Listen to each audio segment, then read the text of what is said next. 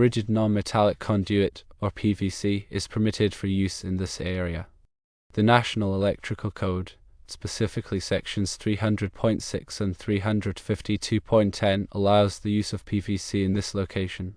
While concerns about physical damage may exist, the authority having jurisdiction, or OJ, has the final say. Electrical metallic tubing, or EMT conduit, and junction boxes can be used for lighting branch circuits exposed, especially with lighting positioned 30 feet above the swimming pool. Paint in the raceway is crucial for protecting it from corrosion. When raceways are concealed within the wall, EMT and regular steel junction boxes can be used.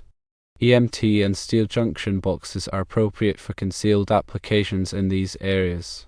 As for listed junction boxes and fittings suitable for this location, consider these manufacturers. For metallic junction boxes, explore options from Appleton Electric, part of Cooper Krause-Heinz, Thomas & Betts, and Krause-Heinz. For non-metallic junction boxes, consider Oakle, Arlington Industries, Carlin, and Hoffman.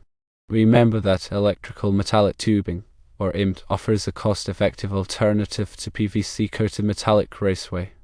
When considering electrical installations near indoor swimming pools, several factors must be taken into account to ensure safety, code compliance, and longevity of the system. These include the type of raceway and junction boxes used, the method of installation, and protection against corrosion.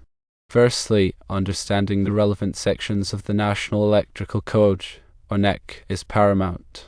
The NEC provides specific guidelines for electrical installations in damp and wet locations, including those around swimming pools. Article 680 specifically addresses swimming pools, fountains, and similar installations. It outlines requirements for bonding, grounding, wiring methods, and equipment locations. Secondly, the choice of raceway is crucial. While PVC conduit is permitted in many locations, its suitability depends on the specific environment and potential for physical damage. NEC Section 352.10 outlines the permitted uses of PVC conduit, including its resistance to corrosion and suitability for wet locations. However, it is essential to consider the potential for physical damage, as PVC can be susceptible to impact. Electrical metallic tubing, or EMT, offers an alternative to PVC, especially when combined with appropriate corrosion protection measures. EMT is a steel raceway that provides good mechanical protection and can be used in both exposed and concealed locations. When using EMT in damp or wet locations, it is crucial to protect it from corrosion. This can be achieved by using galvanized EMT and applying a protective coating, such as paint. Thirdly, junction boxes play a critical role in electrical installations, providing a safe and accessible point for making connections. The choice of junction box material depends on the environment and the type of raceway used. Metallic junction boxes, typically made of steel or aluminum, offer excellent mechanical protection and can be used with EMT or other metallic raceways. However, in damp or wet locations, it is essential to use junction boxes that are listed for such environments and to provide additional corrosion protection. Non-metallic junction boxes, typically made of PVC or fiberglass, offer excellent corrosion resistance and are suitable for use with PVC conduit in damp or wet locations. However, it is essential to ensure that non-metallic junction boxes provide adequate mechanical protection, especially in areas where they may be subject to physical damage. Fourthly, proper installation practices are essential for ensuring the safety and longevity of electrical installations near indoor swimming pools. All wiring and equipment must be installed in accordance with the NEC and any applicable local codes. Raceways must be properly supported and secured to prevent movement or damage. Junction boxes must be properly sealed to prevent moisture from entering. Wiring connections must be made using approved methods and materials. Grounding and bonding are critical for preventing electrical shock hazards.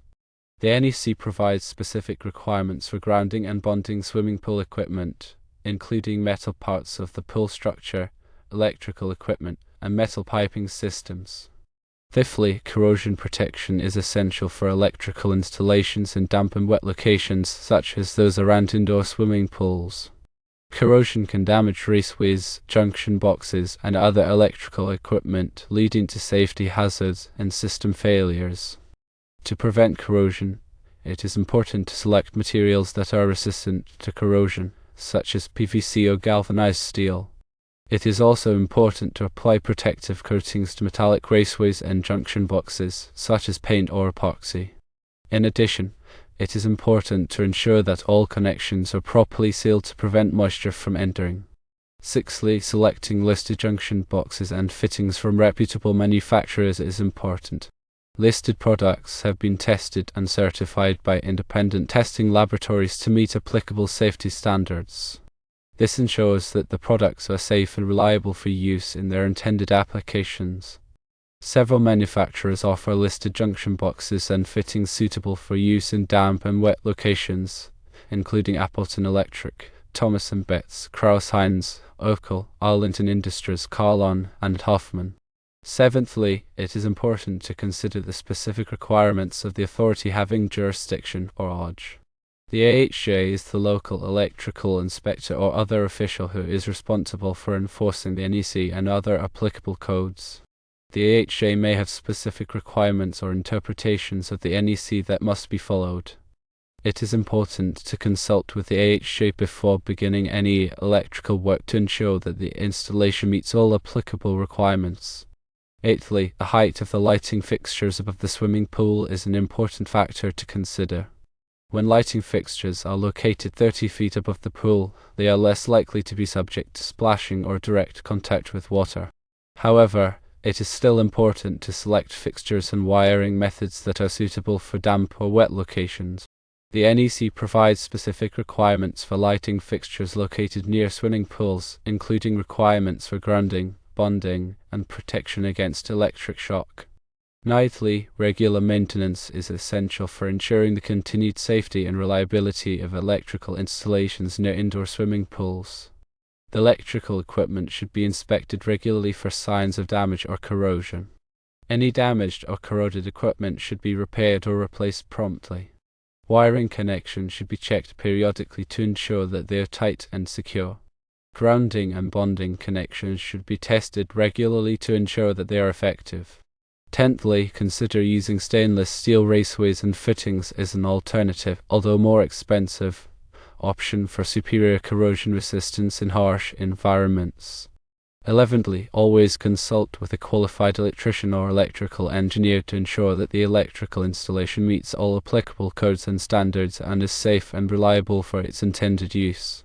Remember, working with electricity can be dangerous, and it is important to take all necessary precautions to protect yourself and others from electrical shock hazards. Always to energize circuits before working on them and use appropriate personal protective equipment, such as rubber gloves and safety glasses. Also, double-check all work to ensure that it is done correctly. Here are some additional points to consider. Understanding grounding and bonding is essential. Grounding creates a low impedance path for fault current to return to the source, tripping the circuit breaker or fuse and preventing electrical shock. Bonding connects all metal parts of the electrical system and the pool structure to create an equipotential plane, minimizing voltage differences and reducing the risk of shock. Ensuring proper wiring methods is critical. Use only approved wiring methods for swimming pool environments, as specified in the NEC. These may include rigid metal conduit, electrical metallic tubing, or non-metallic conduit, depending on the location and application. Protecting against ground faults is vital. Ground fault circuit interrupters, or GFCIs, are required for receptacles and equipment serving the pool area. GFCIs detect ground faults and quickly de-energize the circuit, preventing electrical shock. Maintaining proper clearances is also important. Maintain required clearances around electrical equipment and wiring to prevent accidental contact and ensure safe access for maintenance. Inspecting and testing regularly will help maintain safety. Periodically inspect and test the electrical system to identify and correct any problems such as loose connections, damaged wiring, or malfunctioning GFCIs. Documenting the installation properly is beneficial. Keep accurate records of the electrical installation, including wiring diagrams, equipment specifications, and inspection reports. This information will be helpful for future maintenance and troubleshooting. Considering energy efficiency will help save money. Use energy-efficient lighting and equipment to reduce energy consumption and lower operating costs.